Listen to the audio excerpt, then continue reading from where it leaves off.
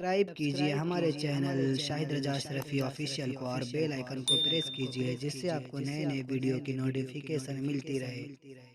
तो नाजरीन, आज का बयान हजरत साकिर अली नूरी का बयान रहेगा कि किन चीज़ों को खाने से आपके जिस्म में कभी भी कमजोरी नहीं आएगी, आपको हमेशा तंदुरुस्ती मिली रहेगी। आपके लिए ख़ास बयान है। तो चलिए बयान शुरू करते हैं और बयान पर अमल भी करें। तो चलिए बयान शुरू करते हैं। कोशिश की हमने मिसवाक इस्तेमाल करो, और यकीनन ये मेरे आका सल्लल्लाहु अलैहि वसल्लम की सुन्नतें हैं, और हर सुन्नत पर मर मिटना ये गुलाम मुस्तफ़ा सल्लल्लाहु अलैहि वसल्लम का तरीका है।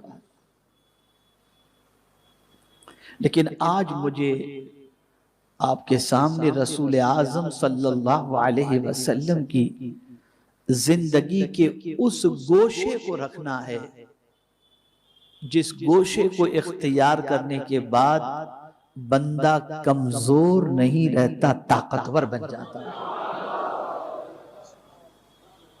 जिस गोशे को इख्तियार करने के बाद बंदे की जिंदगी में इनकलाब पैदा हो जाता है, जिस गोशे को इख्तियार करने के बाद बंदे को सुकून की दौलत नसीब हो जाती है। आइए थोड़ा सा उसको समझें। एक है जिस्म और एक है रूह। खास तौर पर उलमा और तलबा से मैं तवज्जो चाहूंगा और मुबल्लिगीन से भी, आप सब भी तवज्जो से सुने। एक है जिस्म और एक है रूह। जिस्म की ग़िज़ा जुदा है, रूह की ग़िज़ा जुदा है। ये बात अच्छी तरीके से ज़हन के अंदर रखें कि सबसे ज्यादा अगर किसी चीज की फिक्र करनी चाहिए तो इस चीज की फिक्र करनी चाहिए कि रूह कमजोर न पड़े।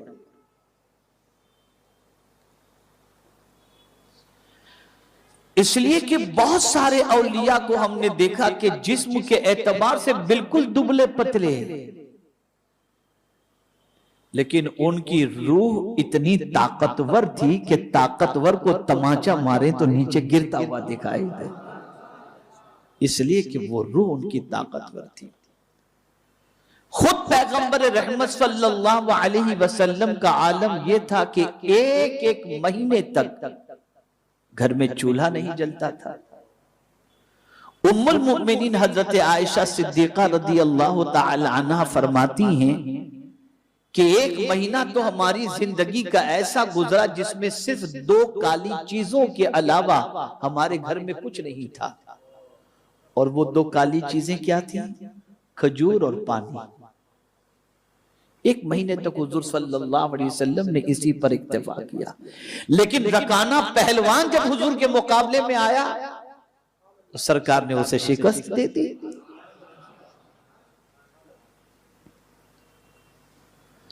तो ये ताकत कहां से थी? ये कुव्वत कहां से थी? हजार तुम टॉनिक इस्तेमाल कर लो, ताकतवर ग़िज़ाएं इस्तेमाल कर लो, लेकिन उसके बावजूद भी तुम ताकतवर उस वक्त तक नहीं बन सकते जब तक कि तुम्हारी रूह ताकतवर न हो। इसका मतलब ये नहीं कि आप जिस्म को भूल जाएं और जिस्म का ख्याल न करें, बल्कि सुनो, पैगंबर रहमत सल्लल्लाहु अलैहि वसल्लम ने जिंदगी भर कोई ऐसी ग़िज़ा नहीं खाई जिससे जिस्म के अंदर सुस्ती पैदा होती।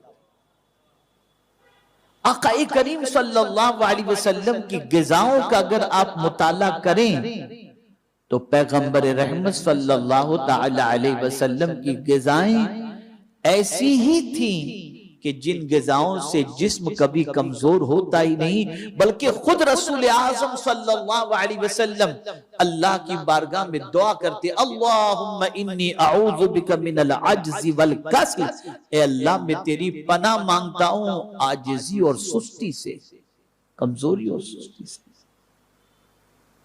आज हमारी कौम सुस्त हो गई, ऐसी भी सुस्त हुई है कि नींद खत्म होने का नाम ही नहीं लेती। ऐसी भी ये कौम सुस्त हो गई है कि 2 किलो का वजन उठाने की ताकत भी उसके अंदर नहीं रह गई।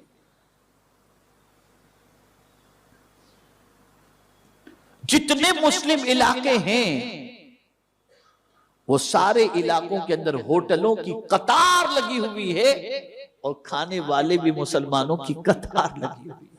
क्या क्या खाते हैं और कितना खाते हैं, अल्लाह खैर फरमाए। खैर,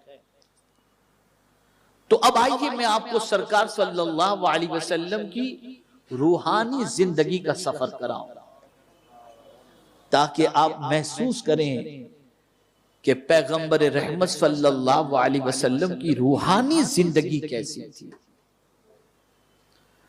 और ये बात मैं आज इसलिए अर्ज कर रहा हूं कि ओरिएंटलिस्ट मुस्तशरिकीन यूरोप ने सरकार सल्लल्लाहु ताला अलैहि वसल्लम पर भद्दे एतराज करके हुजूर सल्लल्लाहु अलैहि वसल्लम की शबी को खराब करने की कोशिश की और उन्होंने मादअल्लाह सरकार सल्लल्लाहु अलैहि वसल्लम के ज्यादा निकाह करने पर एतराज करके हुजूर सल्लल्लाहु अलैहि वसल्लम पर भद्दा इल्जाम लगाया। अब आइए मैं आपको बताऊं, आकाए करीम सल्लल्लाहु ताला अलैहि वसल्लम से रब इरशाद फरमाता है, या अय्युहल मुज़्ज़म्मिल, ऐ झुरमुट मारने वाले। अब इस सूरत की खासियत बताऊं आपको, ये सूरत क्या है। हजरत उबई इब्ने काब रदी अल्लाह ताला अन्हु फरमाते हैं कि रसूलुल्लाह सल्लल्लाहु ताला अलैहि वसल्लम ने इरशाद फरमाया कि जो शख्स सूरह मुज़्ज़म्मिल की तिलावत करे, अल्लाह अज़्ज़ व जल दुनिया और आखिरत की तंगी से उसे नजात अता फरमा देता है। ये है वो सूरत। और कितनी देर लगती है इसे पढ़ने में? 5 मिनट भी नहीं लगता। दुनिया की तंगी भी इससे दूर हो जाती है और आखिरत की तंगी भी दूर हो जाती है। अब परवरदिगार अपने महबूब सल्लल्लाहु अलैहि वसल्लम से खिताब फरमाते हैं, ऐ या अय्युहल मुज़्ज़म्मिल, ऐ जुर्मुट मारने वाले। इस आयत करीमा का शान नुज़ूल ये है कि जब रसूल गिरामी वकार सल्लल्लाहु अलैहि वसल्लम पर वही नाजिल होती तो आकाए करीम सल्लल्लाहु अलैहि वसल्लम चादर लपेट करके बैठ जाते। मेरे मौला को ये चादर लपेटना इतना पसंद आया कि दिगर नबियों को तो नाम लेकर के पुकारा और अपने महबूब को उसकी अदा से पुकारा और फरमाया, ऐ जुर्मुट मारने वाले, ऐ चादर ओढ़ने वाले। आप अंदाजा तो लगाइए कितना प्यार है इस आयत करीमा में।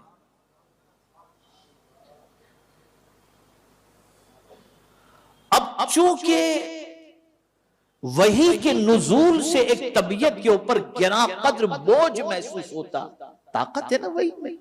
आप ये ना समझिए, ये तो हमारा हाल है कि हम कुरान को सरसरी तौर पर पढ़ के निकल जाते हैं, जानते नहीं तो असर भी नहीं होता। वरना खुदा की कसम ताकत इतनी है इस कुरान की कि अगर इस कुरान के एक एक लफ्ज और मानी को आदमी समझ करके पढ़े तो दिल की सारी बीमारियां दूर हो जाए, उसकी दिल की कमजोरियां दूर हो जाए।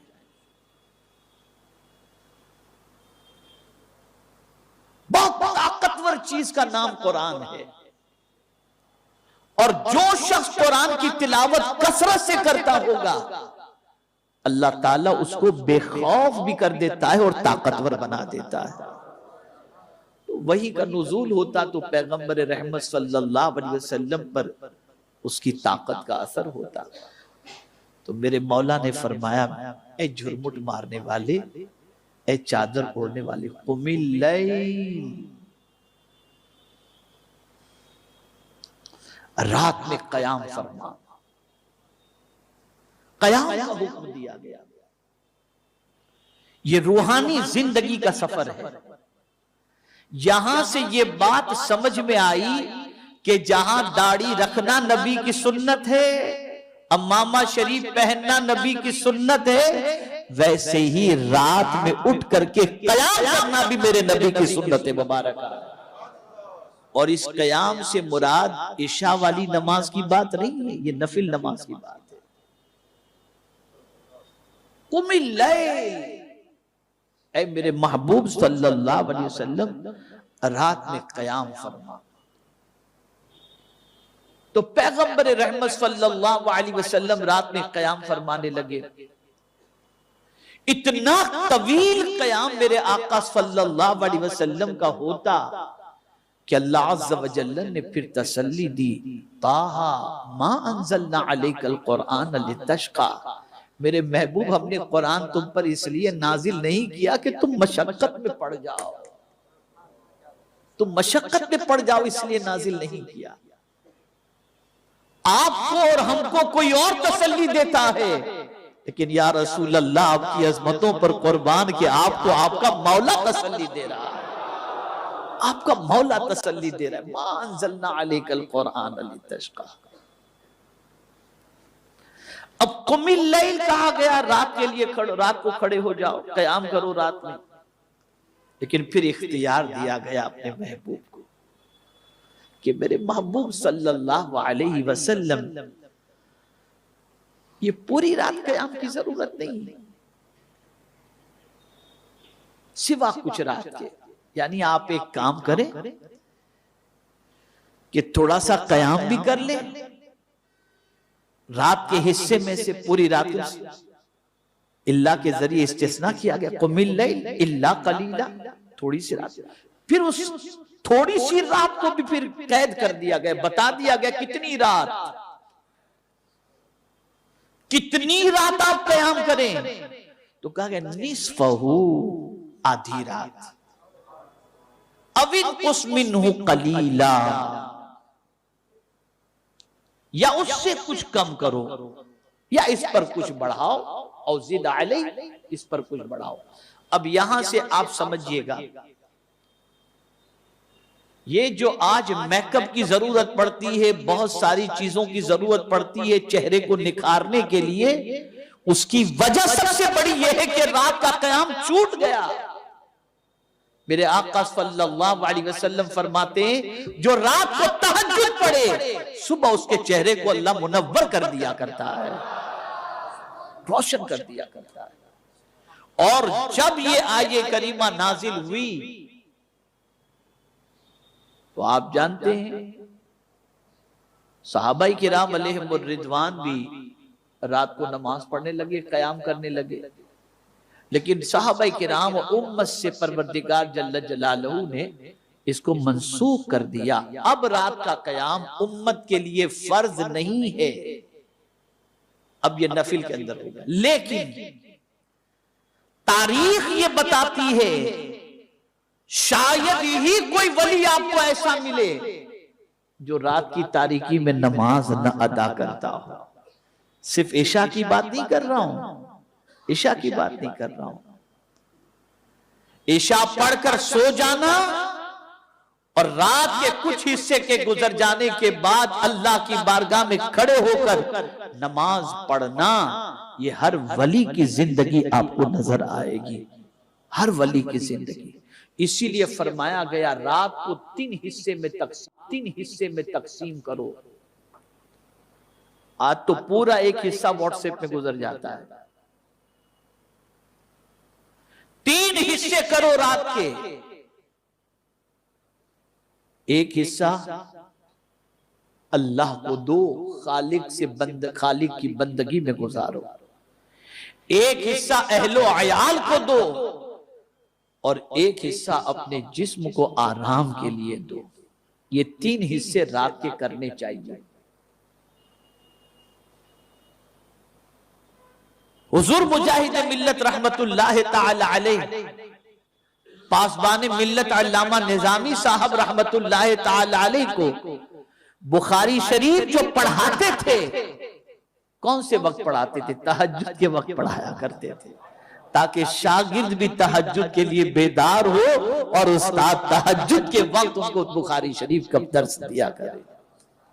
रात की इबादत अल्लाह को बहुत पसंद है। आखिर ये रात के बारे में क्यों ऐसा कहा गया, क्यों ऐसा कहा गया? तो मेरे प्यारे आका सल्लल्लाहु अलैहि वसल्लम के प्यारे दीवानों, रात के आखिरी पहर में मौला आसमानी दुनिया पर नुज़ूल इजलाल फरमाकर खुद इरशाद फरमाता है कोई मुझसे मगफिरत का तलबगार कि मैं उसकी खताओं को माफ कर दूं? अल्लाह खुद पुकारता है। बड़ा अजीम वक्त होता है वो। देखिए, मैं एक चीज आपको बताऊं, उस वक्त के बारे में जो रात का आखिरी वक्त होता है ना, सुबह सादिक से पहले का जो वक्त होता है, उस वक्त की खासियत बताऊं। आदमी को रात भर नींद नहीं आएगी, लेकिन ये जब वक्त आता है ना तो झपकियां शुरू कर देता है, फिर नींद आनी शुरू हो जाती है। इसी वक्त में नींद आनी शुरू होती है। इस वक्त में बड़ी अजीम ताकत है।